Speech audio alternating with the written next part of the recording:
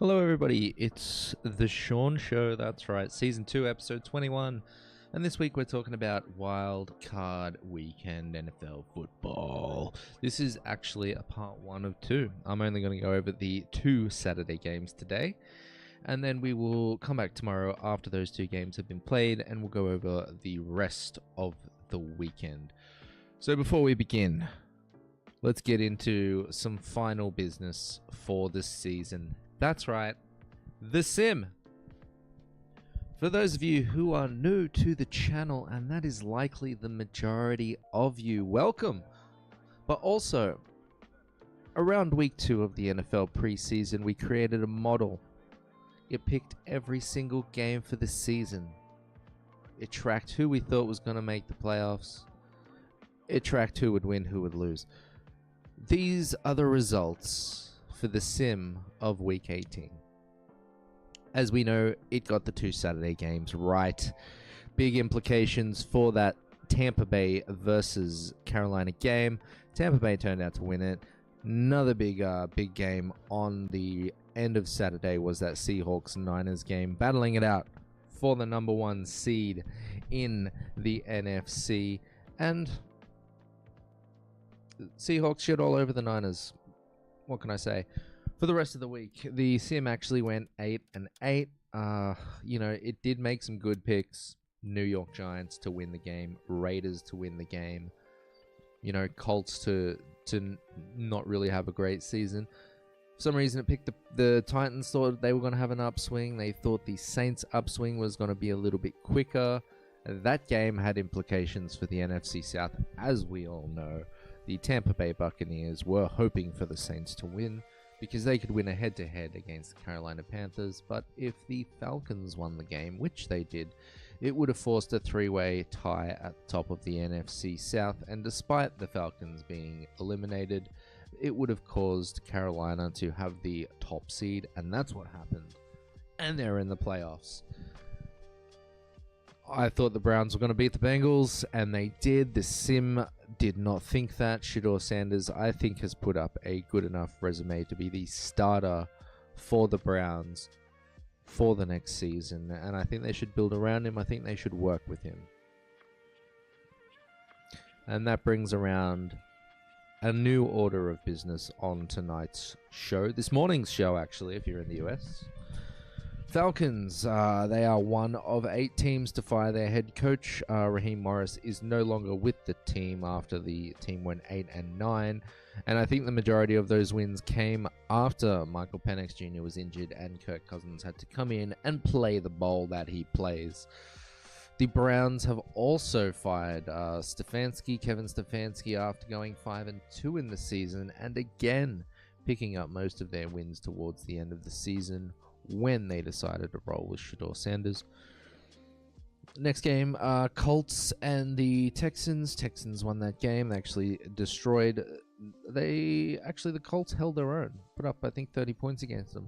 But the Colts are always having a reason to have an excuse, essentially, to not make the playoffs. They were on an absolute tear at the start of the season until until Danny Dimes injured himself, and then it all just went south.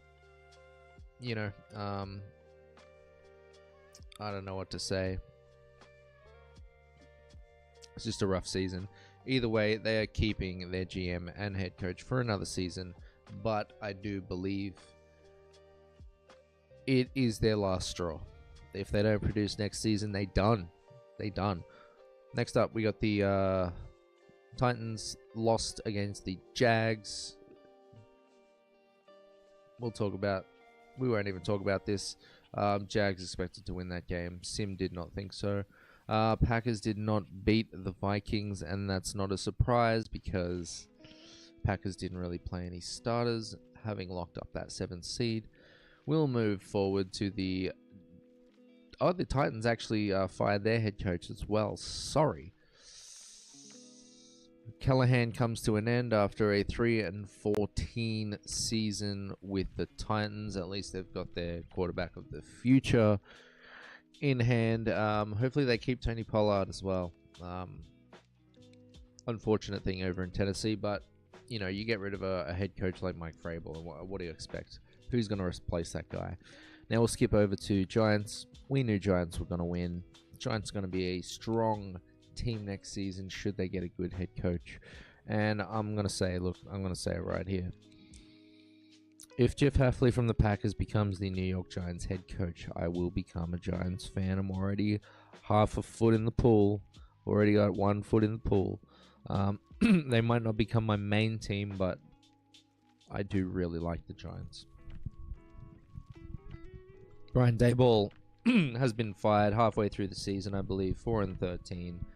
I think most of those wins came, 1, against division rivals, and then 2, when Jackson Dart and Cam Scatterbo were both healthy. So hopefully next season they get to continue to build upon that. Then we have the Jets and the Bills. No head coaching changes in New York. Bills on the playoff run. We will move forward. Detroit Lions and Chicago Bears. Detroit won that game like I thought they would. Dan Campbell was not going to, and the Lions were not going to roll over to Ben Johnson a second time this season. They were healthy, they played hard, and they won that game. Chargers could not beat the Denver Broncos. Not much to say here. They're both playoff teams. We'll move on. Arizona Cardinals, they did lose their game against the Rams. And they've also fired their head coach, Mike Gannon or Glenn Gannon, Rich Gannon, don't know. 3-14. They're gone. They actually sneakily, while losing most of their games by 1 score at the start of the season, they did end up versing the most difficult draw of the season as it played out throughout the season. So just unfortunate things there. I don't think Kyler Murray, I've already forgotten his name, is going to be their guy in the future. Hopefully they figure that out. Then we've got the Raiders beating the Chiefs. Sim do it. I kind of was unsure of it, but I did also know it. Kansas City not really playing anybody as well.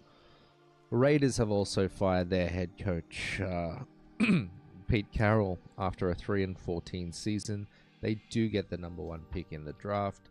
So perhaps they pick up Hernandez, that absolute stud of a QB, should he decide to go to the draft this season.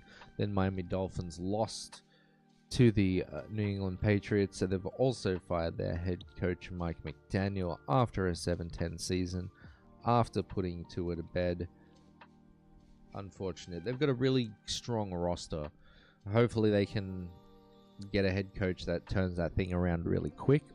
AFC East seems to be quite a strong division, bar the Jets. Then Sunday Night Football, we had Washington Commanders beating the Philadelphia Eagles. Neither of teams really, Philadelphia did not have their starters on. They did not play Jaden Daniels on the Washington Commanders side, so it was just a bit of a shit show of a game.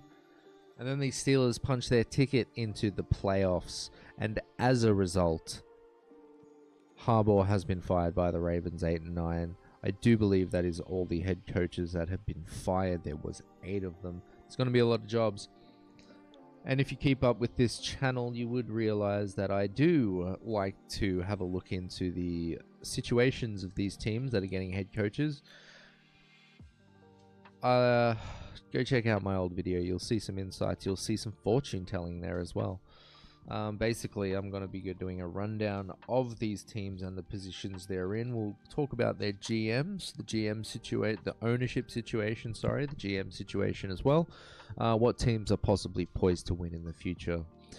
What teams have good rosters, what teams have good salary caps, and then once these teams hire coaches, I go over that as well and talk about the situation right there. Now, moving on, that is the end of the regular season. For the whole season, the sim did go 143 to 128. That's a 52.8% pick rate. Not too shabby for having kind of very little foresight into what would happen in this season. Above 500 is very good, better than some of the pro analysts out there who get to pick these games every week. Now, my pick record, I'm going to say, was much better. That's not something we tracked. We will track that next season instead of Create a Sim. The sim was an interesting experiment, but it is just I can get some takeaways from the sim, and we might talk about that in a future episode. But sometimes some things just stay the same. Some things just stay the same. Patriots keep on winning. Bills keep on winning. It's just how it is.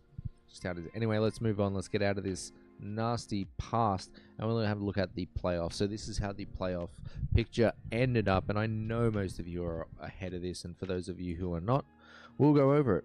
So the number one seed in the NFC is the AFC, is the Broncos. They get a first round bye, and they get a home game as well.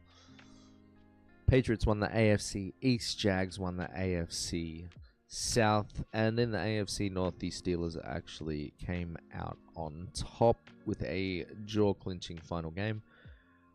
And the wildcard spots essentially were the Texans, the Bills, and the Chargers, and every single week the order of those teams changed. So every team in the AFC essentially is quite evenly matched. It's just that Steelers that we've got questions about, really. We know everybody else can bowl. Now, on the NFC side, the Seahawks did wrap up that number one seed after beating the San Francisco 49ers in Week 18. They get the first round bye. They get the home game after the bye. Now, the Chicago Bears did come out on top. It's been a long while since they've been at the top of the North, but they do get a home game this week in Wildcard Weekend.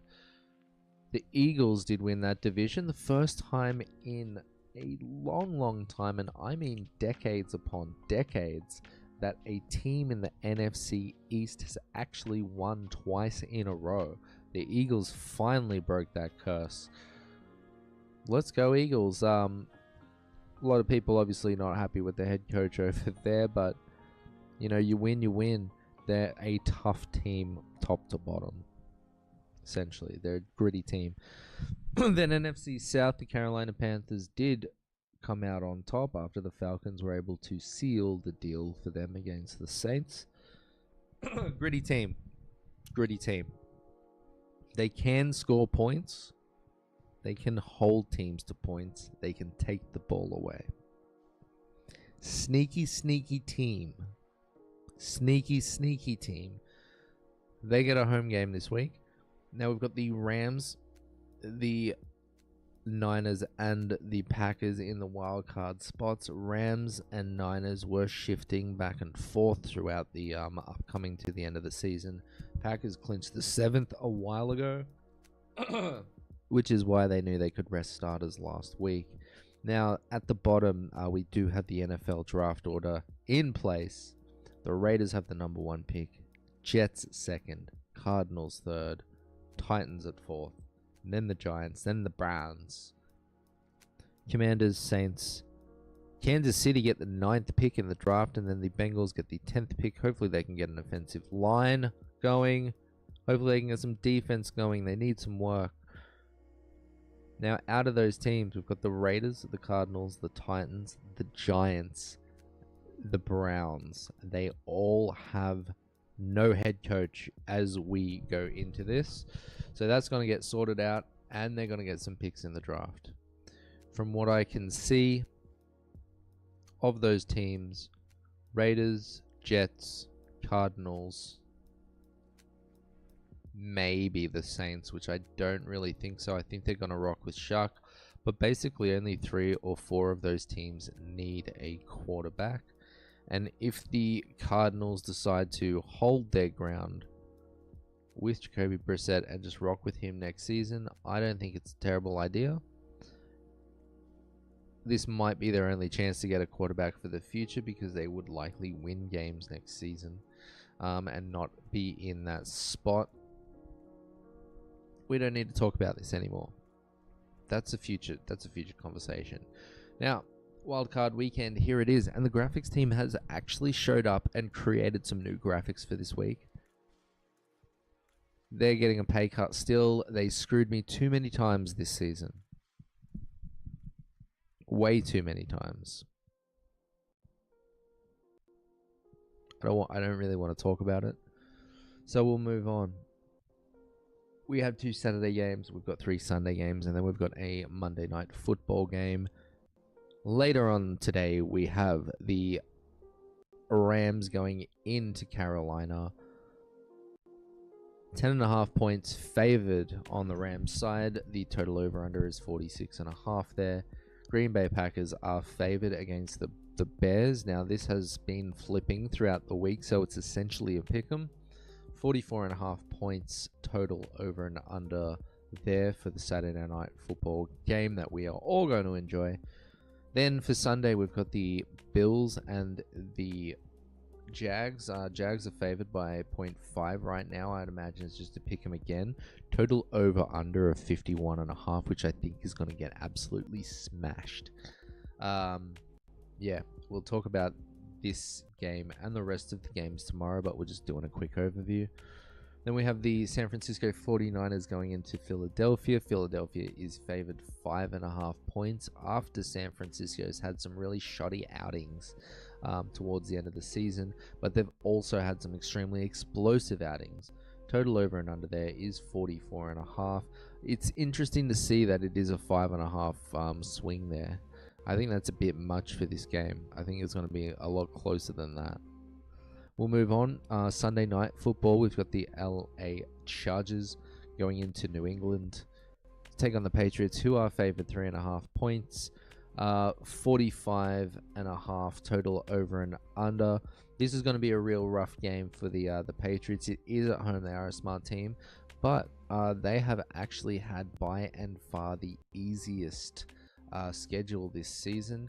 When we talk about strength of schedule going into the towards the end of the season, recalculated for the current season, yeah, they had by far the easiest schedule. So most of the teams that they did play were below 500.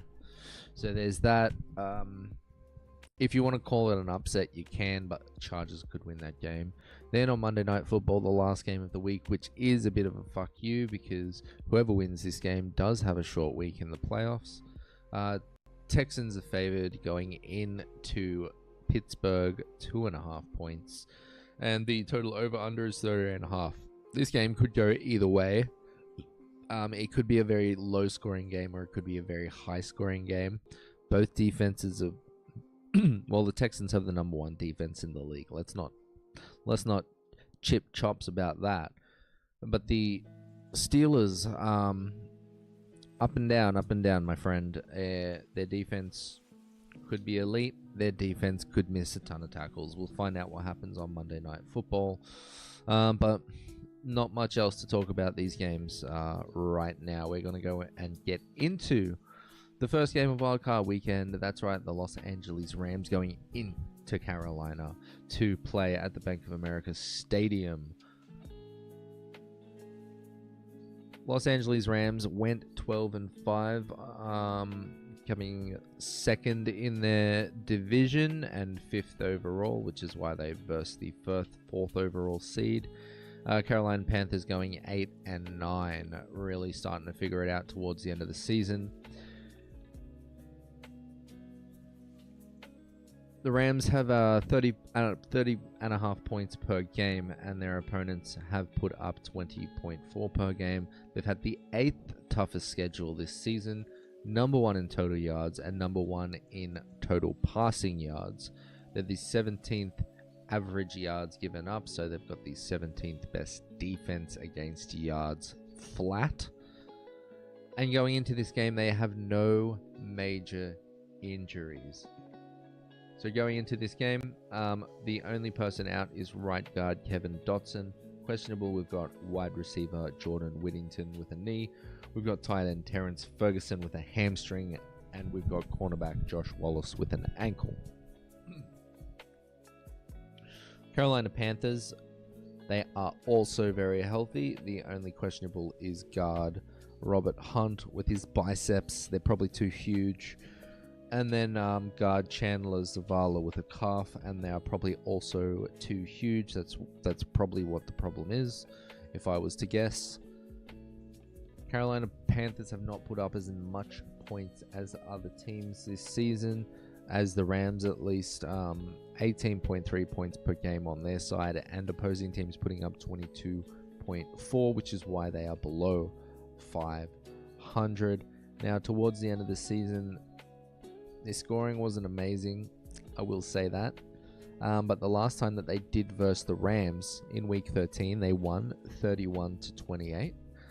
Now, one big reason of that is that the Carolina Panthers have quite big receivers, and the LA Rams, their defensive backs and their corners, they're not that large. So as long as the Carolina Panthers receivers can get leverage over them, they have a very good chance of winning those one-on-one contested balls.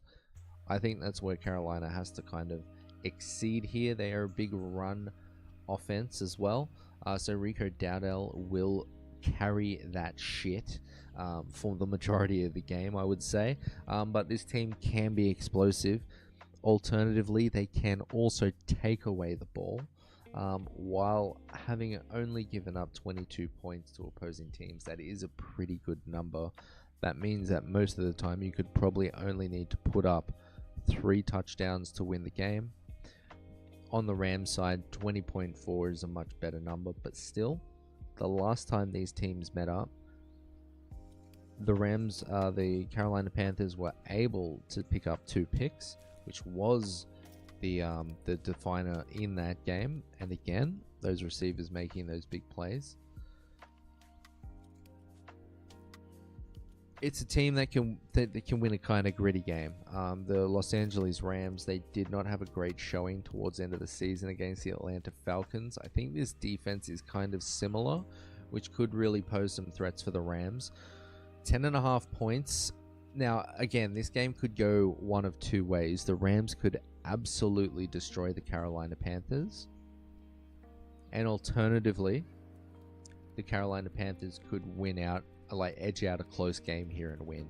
I do think those are the only 2 ways this game is going to go. And I think I think the Panthers can really make an upset. Now, the interesting thing about the Panthers here, and I will talk about the weather conditions in a second. I think the Carolina Panthers right now, they've got a good roster, right? Again, their receiving core is quite good. They are outside the Rams' corners. They've got McMillan, Tatori McMillan. They've got Coker, who takes on quite a lot of the passing role there. He gets a lot of targets. And then you also have Xavier Legette there. I don't think they've got any real notable tight ends, but Rico Dowdell is an absolute weapon on the offensive side. If they can figure things out, they can put up a lot of points. Los Angeles Rams, again, we don't really need to talk about their offense that much. Kyren Williams is an absolute weapon. They're going to get rush yards. Devontae Adams is Devontae Adams. They utilize him a lot on the goal line because he can make separation better than any other receiver in the league. It's something he prides himself on. So just a quick pass in the end zone. It's been extremely successful. And then they've got Puka Nacua. Don't need to say much about him. They've got tight ends, Tyler Higbee as well. It's just a very, very strong offense, and they've got a very strong D-line as well. It is going to be a very tough game for the Carolina Panthers to win this week, but I do believe they can do it. Total over and under of 46.5. I'm either way on this one. I'm either way on that one. Now, conditions. There are chances of scattered rain showers throughout the day. 12 mile per hour winds can affect the game a little bit. It's not extreme, but just watch out for those kicks. Some long kicks might cop a bit of wind, especially with the chance of rain. If you need a kick when it is raining, the wind can really affect it, and the raindrops hitting the ball can put a lot more effect than you think. Plus,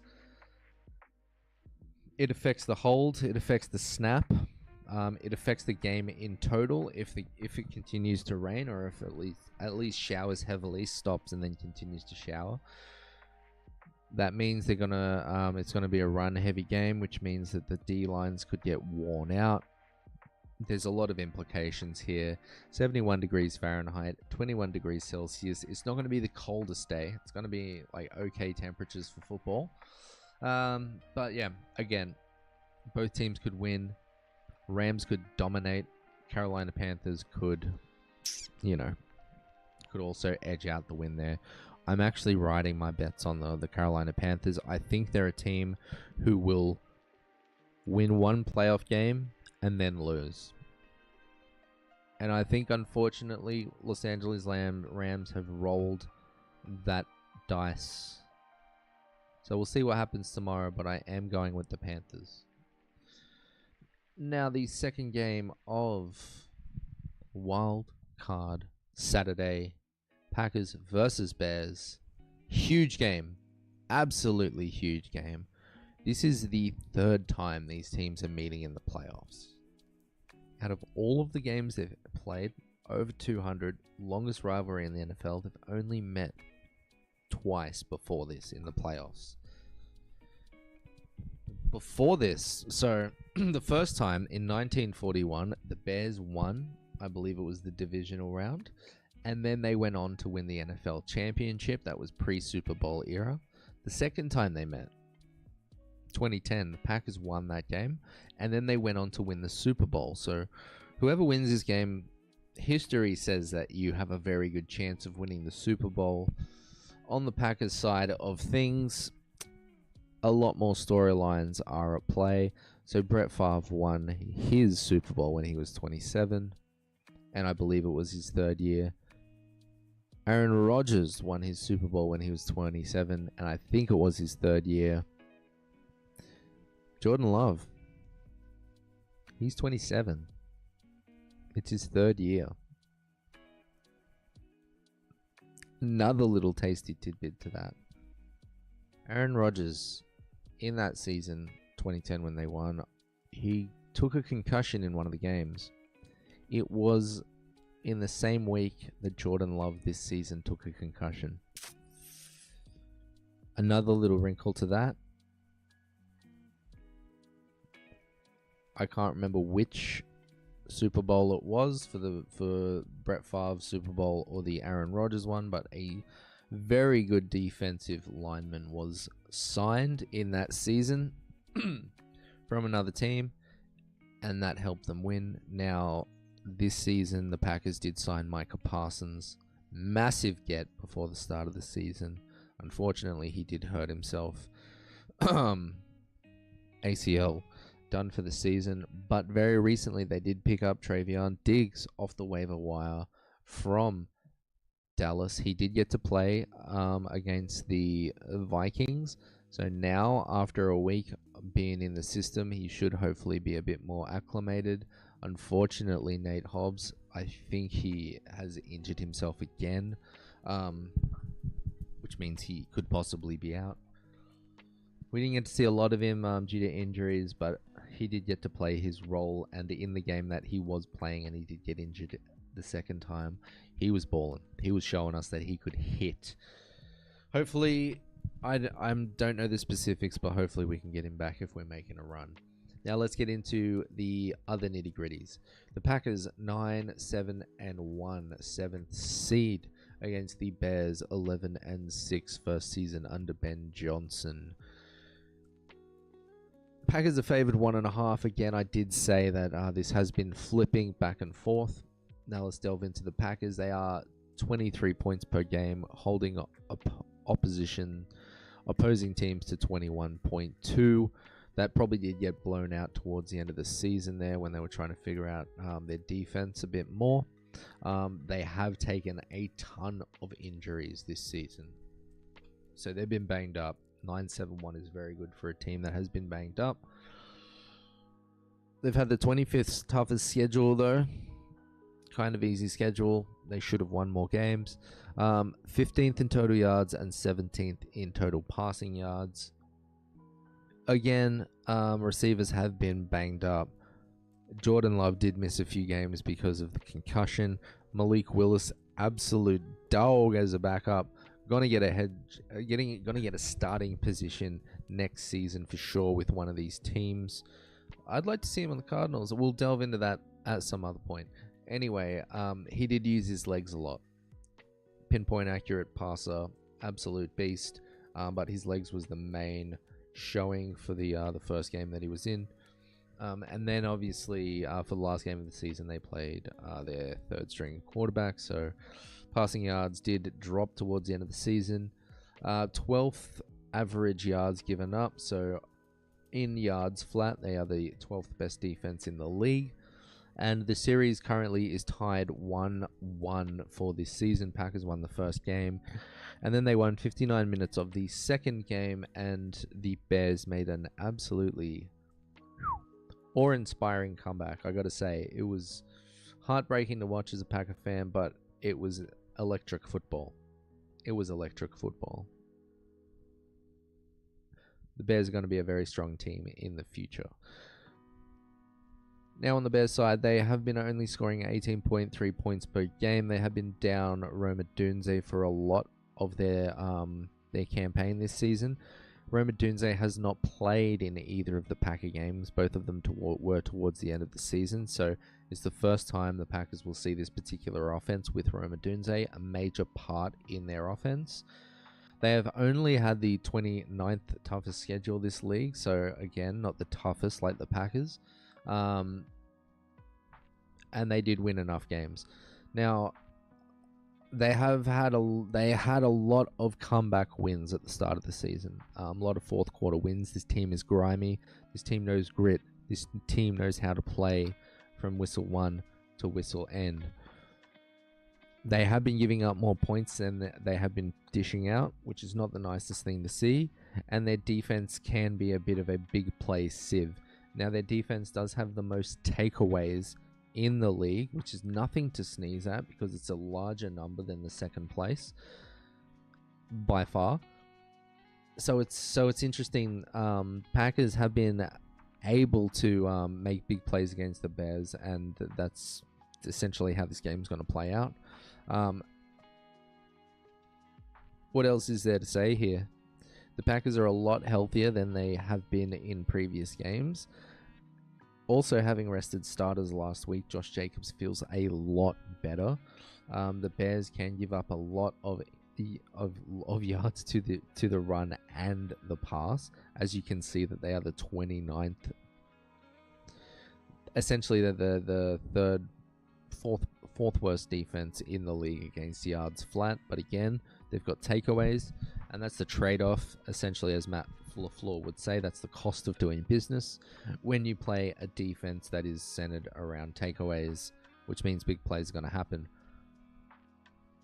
It's going to be a snowy game. Scattered snow showers, I believe, 31 degrees Fahrenheit, which is minus 0.5 degrees Celsius. It's going to be a very cold game, and it is going to be very windy. 16-mile-an-hour winds. It's going to affect the kicking game hugely, and especially the Soldier Field is not. It's an open stadium, so they're going to be the elements in total, and it is Chicago's the windy city. That stadium as well takes a lot of wind.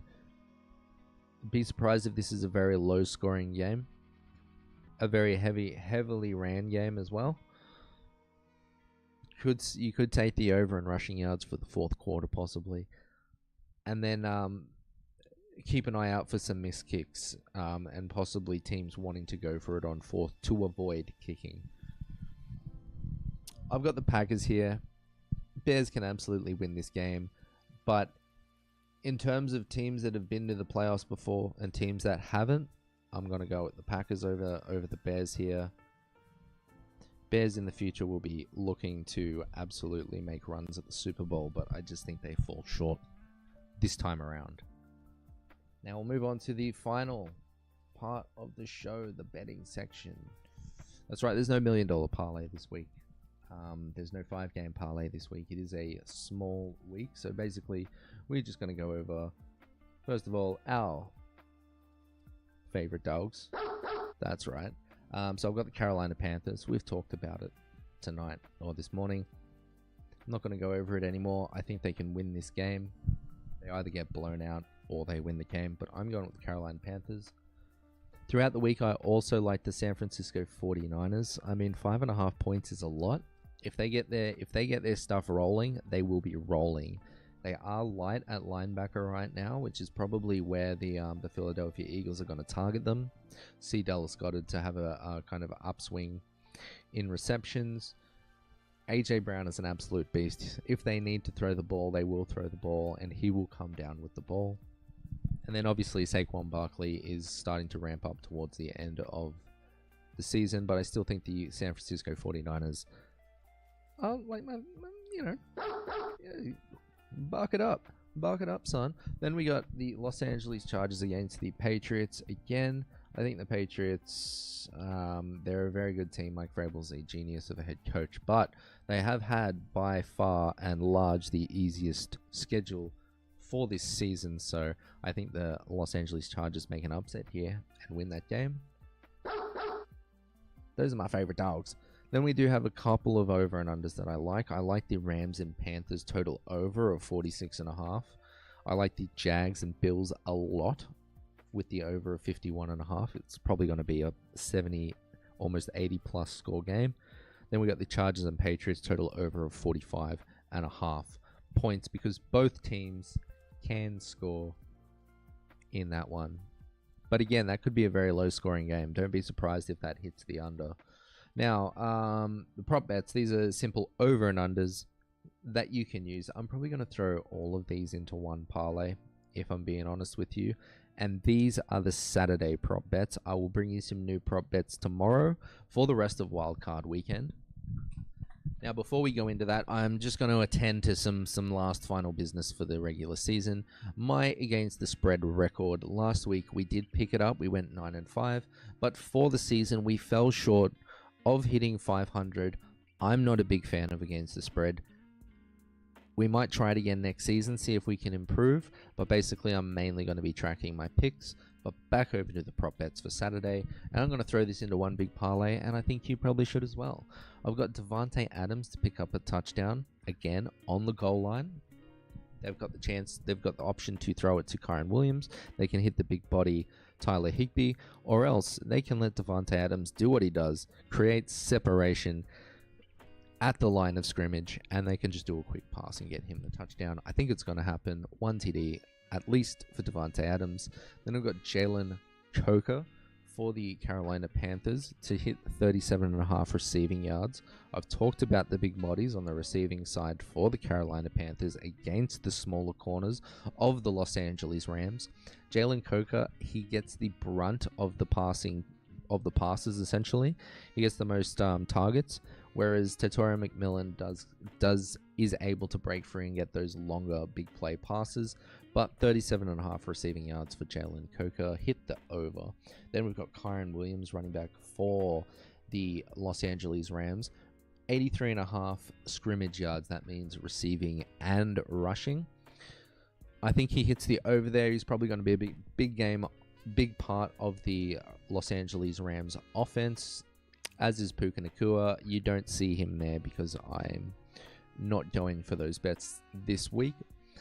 Next up, we got Rico Dowdle, over a 46.5 rushing yards against the Rams. The Rams does have a very, very good D-line, a good rushing defense, but the Carolina Panthers run the ball. It's a big part of their offense. Even when it's not really working, they keep doing it. I think he can get 46.5 rush yards in this game. Then we've got, for the Packers-Bears, we've got Christian Watson. I've got him for over 53.5 receiving yards. He's healthy. He's their big playmaker. He's one of the fastest players on the team. They picked him up because he is a Ferrari. He's a strong receiver. I believe it's year 4 for him. Usually he picks up a long touchdown. I think he can get that 53.5 receiving yards in 2 single catches. Watch them to target him a little bit more, especially when there is a halt in the snow, in the snowing snow, which is going to put a slowdown on that passing game because it can be tougher to catch in snow than in the rain. Expect a big run game here. Now, I've also got Roma Dunze coming back from injury. First time the Packers defense will see the Bears offense with Roma Dunze. 32.5 receiving yards. He is a big part of their offense. So see him to pick up that many receiving yards at least, especially towards the end of the game when the Bears decide to really put on the pressure and try to win that game. Then we've got Colston Loveland, over 4.5 receptions. He's a huge part of their offense, especially since Roma Dunze has been out. He's taken that step up. I think he had 10 receptions last week, so 4.5 this week. He'll definitely get more than 5 targets. We'll see if he can reel them in. Then we've got Josh Jacobs, over 78.5 rushing yards. This Bears defense, they're good. They can take the ball away. They might punch out a fumble, but Josh Jacobs is feeling a lot better than he has in the last 5 weeks, especially after getting to rest in week 18.